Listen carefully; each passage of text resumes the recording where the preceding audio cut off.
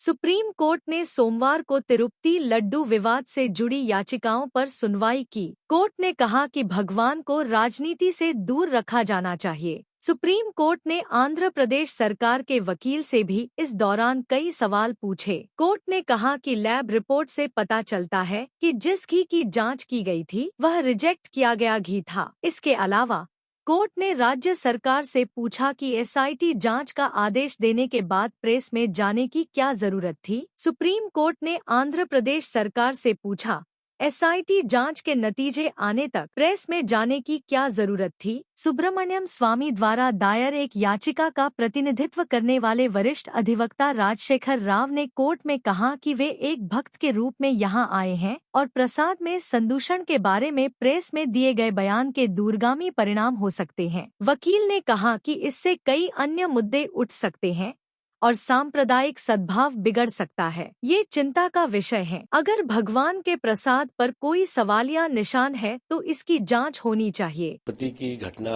सामने आ रही है, वो शुद्ध रूप से आस्था पर आक्रमण और विश्वास से विश्वासघात का क्लियर कट केस है।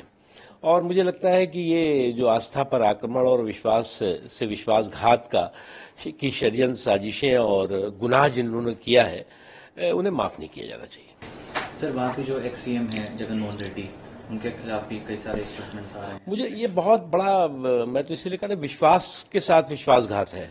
आस्था पर तो आक्रमण है ही, और उसके लिए जो भी जिम्मेदार है, मैं किसी का नाम नहीं ले रहा हूँ, जो भी जिम्मेदार है उस गुनाह का उसको उसकी सजा मिलनी चाहिए। देखिए, ये जो डॉक्टर्स का ही नहीं, पूरे देश भर में जो आक्रोश था, गुस्सा था, और उस आक्रोश और गुस्से का जिस तरह से तृणमूल कांग्रेस ने और वहां की सरकार ने मजाक उड़ाया, बल्कि उसको कैजुअल लेने की कोशिश की, वो उसका नतीजा था कि इतनी दिनों तक लोगों को जो है वो सड़कों पर खड़ा होना पड़ा, न्याय के लिए खड़ा होना पड़ा, एक जेन्युइन बात के लिए खड़ा होना पड़ा।